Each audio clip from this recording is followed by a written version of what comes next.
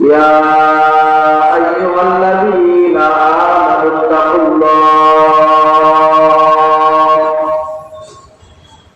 وكونوا مع الصادقين يا أيها الذين آمنوا اتقوا الله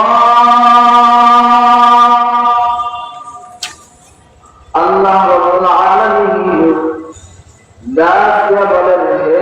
ইমানদারেরা দুনিয়ার মানুষেরা হে আমার মুমিন বান্দারা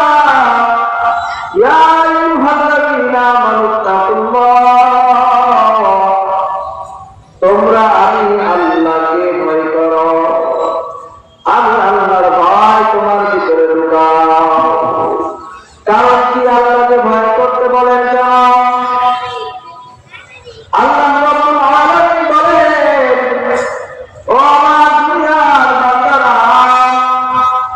আমি আল্লাহ রাব্বুল আলামিন তোমাদেরকে দুনিয়ার মধ্যে অনার্থক বানাই নাই আমি আল্লাহ রাব্বুল আলামিন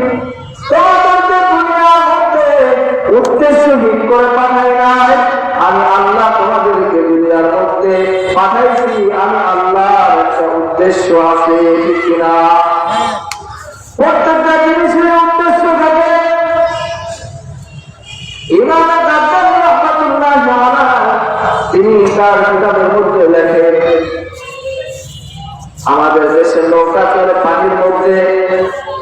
নৌকা পানি ছাড়া চলে না নৌকার জন্য শর্ত হলো পানি এই নৌকা যদি চালাইতে হয় তাহলে পানির প্রয়োজন আছে কিনা পানির প্রয়োজন আছে পানি ছাড়া কিন্তু নৌকা চলবে না আল্লাহ রাব্বুল আলামিন বলেন নৌকা তোমাদের মধ্য থেকে একটা মানুষে বানাইছে একটা মিস্ত্রি নৌকা বানাইছে গাড়ি দেখো বাচ্চার যত কিছুই দেখো হেলিকপ্টার বিমান দেখো সব কিছু মানুষই তো বানাইছে আর এই মানুষকে আমি আল্লাহ বানাইছি মানুষের যদি একটা নৌকা বানায়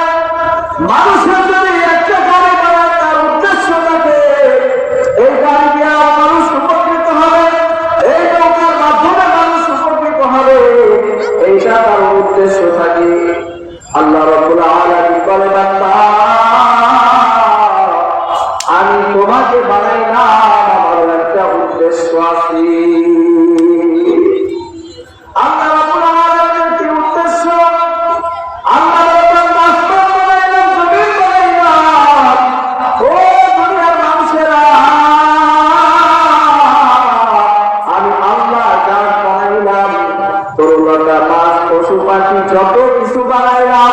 চন্দ্র বানাইলাম সূর্য বানাইলাম ও বান্দা সব কিছু তোমার খেদমতের জন্য বানাইছি আমি আল্লাহ তোমার জন্য বানাইছি আর তোমাকে মাত্র বানাইলাম আমি আল্লাহর জন্য কিন্তু আজকে দেখা যায় আল্লাহ বানাইছে আমাকে আপনাকে বানাইছে শুধু বানাই ক্ষান্ত হয়ে যান না আল্লাহ বলে বান্দা আমি তোমাকে লালন পালন করি তুমি কত বড় মন খারাপ আল্লাহ বলে ইন্নাল ইনসানা লিরাব্বিহি লাকানুন মানুষ বড় মন খারাপ মানুষ বড় মন খারাপ আল্লাহ সূরা আল-কারিমের মধ্যে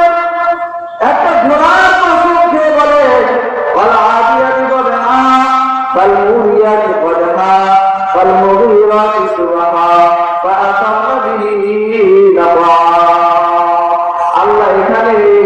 একটা ঘোড়ার কিছু বৈশিষ্ট্য বর্ণনা করেছেন আল্লাহ রাব্বুল আলামিন বলেন একটা ঘোড়া মালিকের থেকে কি আশা করে মালিকে কিছু খাইতে দেয় এক মুঠ ঘাস খাবার দেয় মালিকের থেকে রাতের বেলা ঘোড়া এক মুঠ ঘাস খাবে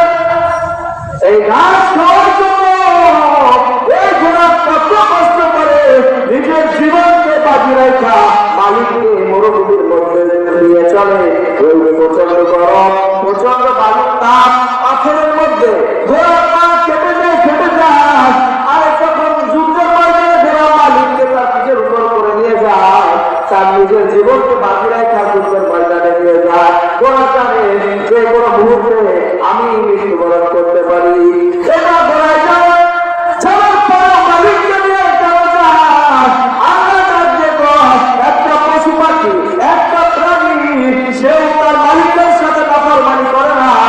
সেও তার মালিকের নাফরমানি করে না। মালিকের কাছ থেকে কি চায়? ওরা যদি মালিককে নিয়ে যায়, মালিকের কথা মনে করে, মালিক তাকে কিছু খাবার দিবে, এই খাবারের জন্য ঘোড়া এত কষ্ট করে নিজের জীবন বাজিয়ে রেখে যায়। আর মানুষ তুমি কত বড় নেমো খারাপ, মানুষ বড় নেমো খারাপ, মানুষ বড় নেমো খারাপ। সম্পত্তি আমি আল্লাহ ভালো করতেছি। ও মানুষ, তুমি তোমার ভিতরে তাকায় দেখো, তোমাকে আল্লাহ রাব্বুল আলামিন এত সুন্দর একটা চোখ দান করেছে, এত সুন্দর একটা নাক দান করেছে, এত সুন্দর হাত পা দান করেছে, বডি দান করেছে। আল্লাহ বলে মানুষ, তুমি তোমার নিজের ভিতরে তাকাও, তুমি নিজের ভিতরে তাকাইলে দেখতে পারবা আল্লাহ সুবহানাহু ওয়া তাআলা দেখতে পারে। লাকাদ খালাকনাল ইনসানা ফি আহসানি তাকওয়িম। ও মানুষ, তুমি তোমার নিজের ভিতরে তাকায় দেখো, আমি আল্লাহ তোমার থেকে সুন্দর করে আর কাউকে বানাই নাই, আমি আল্লাহ তোমাকে সুন্দর করে বানাইছি। কোটি কোটি টাকার সম্পত্তি আমার মধ্যে লাভ করে কিভাবে? আজকে যদি আমার চোখটা নষ্ট হয়ে যায়, আমি যদি চোখে দেখতে না পারি, হসপিটালের মধ্যে যাওয়ার সাথে সাথে ডাক্তার বলবে চোখ চেঞ্জ করতে হবে, চোখ নতুন চোখ লাগাইতে হবে। লাগানোর জন্য 2-4-5 লাখ টাকা লাগবে কিনা? 2-4-5 লাখ টাকা লাগবে। আমার যদি হাতের মধ্যে প্রবলেম হয়ে যায়, এই হাতটা আমার কেটে ফেলতে হবে। আমি যদি প্লাস্টিক সার্জারি করি, আমি যদি প্লাস্টিকের হাত লাগাইতে যাই, ডাক্তার আমাকে বলবে 2-4 লাখ টাকা খরচ হবে। আল্লাহ বলে বাবা, সব কিছু আমি আল্লাহ ফ্রিতে দিয়া দিলাম, তারপরে তোমরা কোন জিনিসের দোকায় কইরা এই গাড়ি মুখ থেকে দূরে সরে গেলা।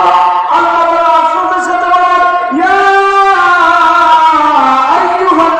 ইনসান মা গররাকা বিরাব্বিকাল কারীম। ও মানুষ, কোন জিনিসের বলে পড়ে, কোন জিনিসের লোভ